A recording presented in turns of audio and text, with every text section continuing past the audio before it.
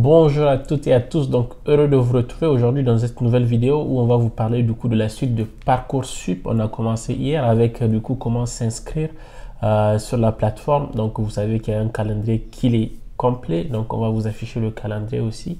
Donc aujourd'hui on va faire la suite de la vidéo, du coup on va vous parler de comment faire les vœux, les 10 et 20 sous-vœux, parce que vous allez le voir sur la plateforme, je vais vous montrer.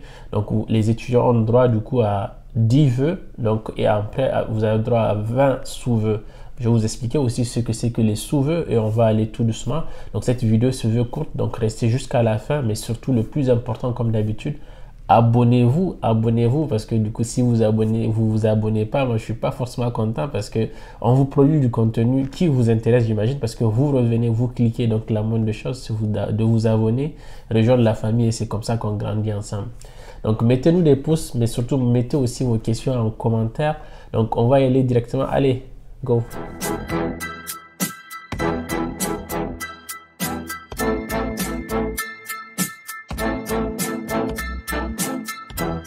Donc on va y aller maintenant sur le choix des vœux. On va retrouver notre interface. Donc je vais me déconnecter pour qu'on vous comprenne depuis le début.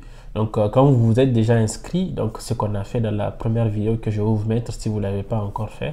Donc quand vous vous inscrivez, maintenant quand vous revenez sur votre dossier, on vous demande le numéro de dossier que je vous ai demandé de bien saisir quelque part ou de faire une capture d'écran, et ensuite le mot de passe que vous avez bien sûr édité. Et ensuite du coup vous pouvez vous connecter à votre dossier. Donc j'ai un peu pris de l'avance, j'ai déjà commencé le choix des vœux. Donc vous voyez, comme je vous l'ai dit, en fait vous pouvez faire jusqu'à 10 vœux et jusqu'à 20 sous-vœux. Alors, qu'est-ce qu'un vœu? Qu'est-ce qu'un sous-vœu? Le vœu, en fait, c'est ici, par exemple, la classe prépa PCSI. Ça veut dire que je veux aller étudier dans une classe prépa. Maintenant, pour la même classe prépa, pour le même type de formation, vous pouvez choisir différents établissements pour cette même, du coup, formation. C'est ça les sous-vœux. Donc, les établissements que vous pouvez choisir, c'est ça qui détermine, en fait, les différents sous-vœux. Et, du coup, vous pouvez élargir votre choix. Donc, n'oubliez pas, du coup, si on fait la comparaison avec Campus France, vous avez que 7 du coup, choix à faire. Et du coup, c'est 7 choix, ou des fois même 3 pour ceux qui partent en première année. Donc, et après, vous avez aussi, c'est vrai, les BTS et autres. Mais vous avez 7 choix et vous ne pouvez en choisir que ça. Alors qu'ici, vous avez du coup 10. Vous avez 10 vœux, mais encore vous avez 20 sous-vœux. Ça veut dire que vous faites le vœu d'aller dans cette formation et ensuite vous pouvez élargir votre choix en candidatant dans plusieurs lycées, dans plusieurs établissements qui proposent la même formation.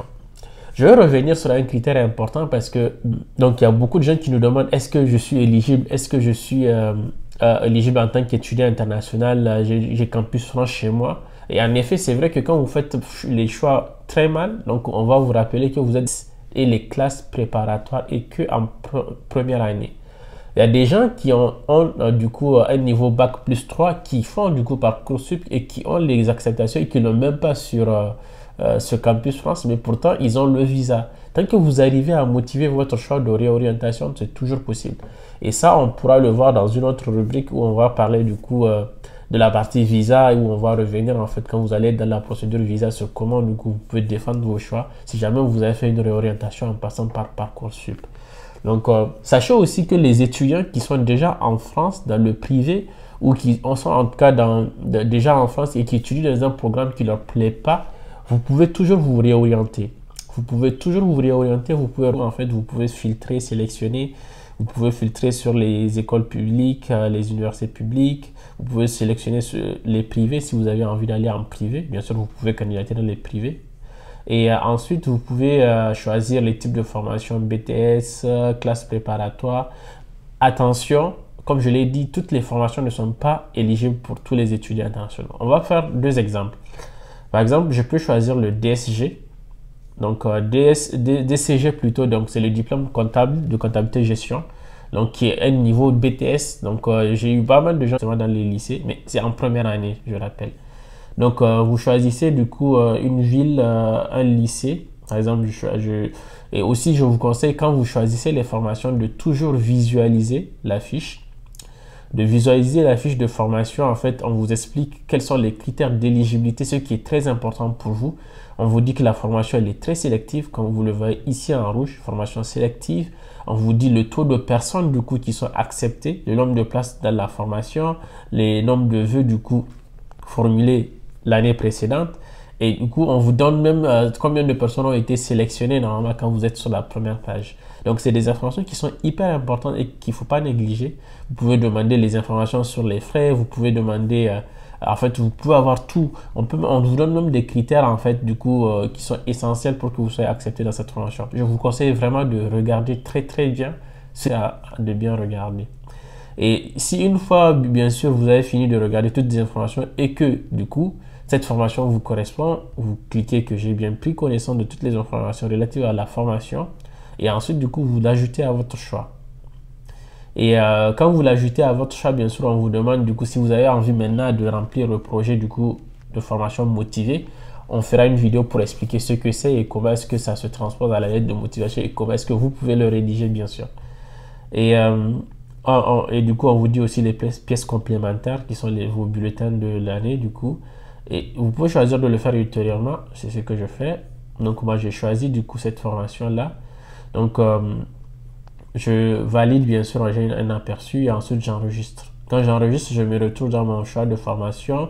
Mon compteur a évolué, du coup. J'ai 3 sous-vœux, du coup, parce que, en fait, j'avais déjà choisi le DSCG. Donc, c'est, en fait... global, mais du coup ça fait toujours un vœu, mais j'ai choisi un autre lycée. Donc c'est ce dont je vous ai parlé tout à l'heure, les sous-vœux. Et je peux continuer toujours en choisissant. Maintenant, je vais choisir une formation à laquelle je ne suis pas éligible parce que je viens d'un pays étranger.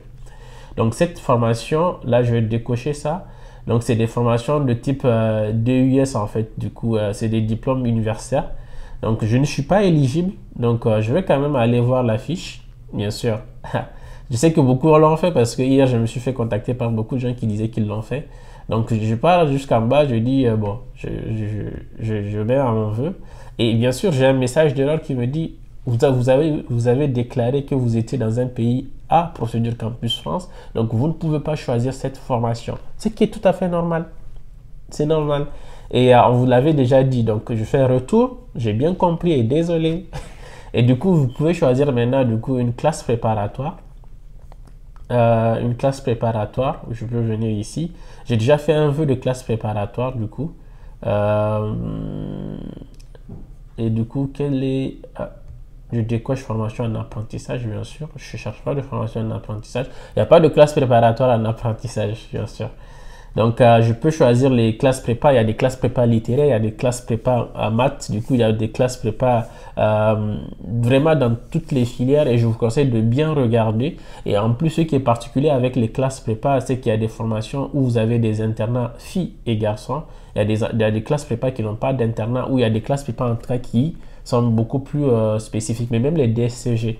L'année passée, j'avais une de nos étudiantes qu'on accompagnait qui avait aussi des problèmes au niveau de ce cas-là. Et donc, sachez qu'on a un accompagnement. Si jamais vous ne vous retrouvez pas dans tout ce que j'explique là, c'est pas la peine de vous casser la tête. Optimisez vos chances en prenant bien sûr un accompagnement qui est bien sûr payant, qui vous permet du coup d'avoir un guidage beaucoup plus lisse. On vous accompagne, on vous explique les projets de façon individuelle, aussi collective. On fait des sessions collectives. Donc, je vous encourage en tout cas à venir prendre nos solutions, nos offres qu'on propose. C'est toujours pour vous accompagner, vous aider à aller loin. Et on les fait payants parce que c'est aussi pour valoriser ce qu'on fait. Et je pense que vous êtes d'accord avec nous que le temps, il faut le valoriser et que vous savez qu'on a beaucoup de choses aussi en parallèle à gérer. Donc, je vais choisir une classe prépa, laquelle je choisis. Du prépa littéraire, par exemple, je choisis ça. Alors, formation toujours sélective. On vous explique un peu comment c'est la formation. On vous explique les prérequis. Enfin, vous avez vraiment tout ce qu'il faut savoir. On vous explique tout ce qu'il faut que vous payez aussi. Donc, c'est vraiment intéressant d'aller jusqu'au bout, de voir les débouchés. Qu'est-ce que, du coup, les gens qui font cette formation font après. Et donc c'est vraiment ça le choix des vœux, c'est passer du temps, prendre son temps, bien faire le choix parce que c'est aussi une deuxième chance qu'on vous donne si vous avez déjà fait la parcours Campus France. C'est une deuxième chance pour optimiser du coup vos choix et du coup aller plus loin. Moi je vous assure avec l'expérience que beaucoup de gens des fois ils n'ont pas succès à Campus France qui est pourtant payant, Parcoursup qui est gratuit, mais vu que certains en fait banalisent et du coup ne donnent pas ce qu'il faut, bien sûr ils perdent aussi cette deuxième chance pour pouvoir y aller. Donc j'ai choisi toujours une classe prépa qui fait partie déjà du coup d'un... parce que j'avais déjà choisi une classe prépa avant. Et ici, on vous demande de choisir aussi si vous voulez un hébergement en internat. Moi, je dis toujours oui. On vous demande quelle est votre distance du coup de l'école. Généralement, quand vous êtes étudiant international, c'est 10 000, enfin, selon le kilométrage d'où vous êtes. Moi, je mets 10 000 km, mais en tout cas, c'est déjà plus de 5 000, 6 000 selon le pays d'où vous venez. Donc déjà là, en fait, du coup, je confirme mon choix parce que du coup, j'avais déjà fait un choix. Là, du coup, j'ai juste des sous-vœux, mais quand même, on me met aussi un troisième choix de prépa parce qu'il est différent de ce que j'avais déjà choisi au début. Là, j'avais choisi PSI, là, c'est prépa lettres. Mais si je choisissais une prépa lettres encore dans une autre ville ou dans une autre contrée, ça me fera juste, du coup, un sous-vœu ici. Donc voilà un peu ce que je voulais expliquer sur cette partie-là. Maintenant, je vais rentrer dans chaque choix parce que ce que vous voyez ici, c'est qu'on vous dit que du coup le dossier est incomplet ou non confirmé. Sachez que tant que vous ne confirmez pas un vœu, il n'est jamais pris en compte par un établissement.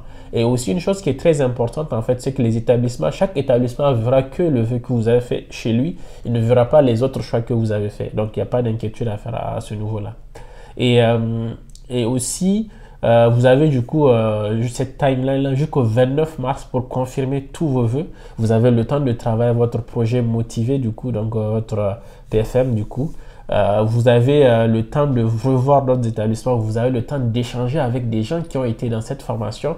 Je vous encourage fortement à contacter des étudiants. Vous pouvez utiliser LinkedIn, vous pouvez nous voir aussi.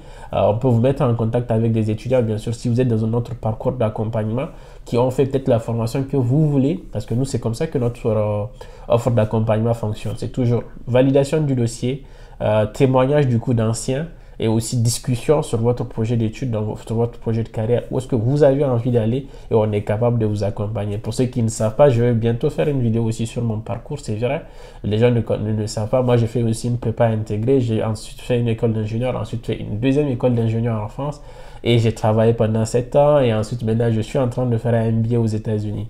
Donc c'est ça en fait, cette expérience qu'on met dans votre projet, c'est cette expérience qu'on met dans votre parcours pour vous donner les meilleures chances pour réussir et c'est pourquoi on a mis en place ce service-là parce qu'on pense qu'on a la capacité de vous accompagner pour aller très loin. Cette vidéo, je ne voulais pas qu'elle soit longue, j'espère que vous l'avez compris. Donc, je vais juste aller dans les détails en fait de la formation. Comme je vous ai dit, du coup, quand vous arrivez ici, vous avez ces informations-là à confirmer.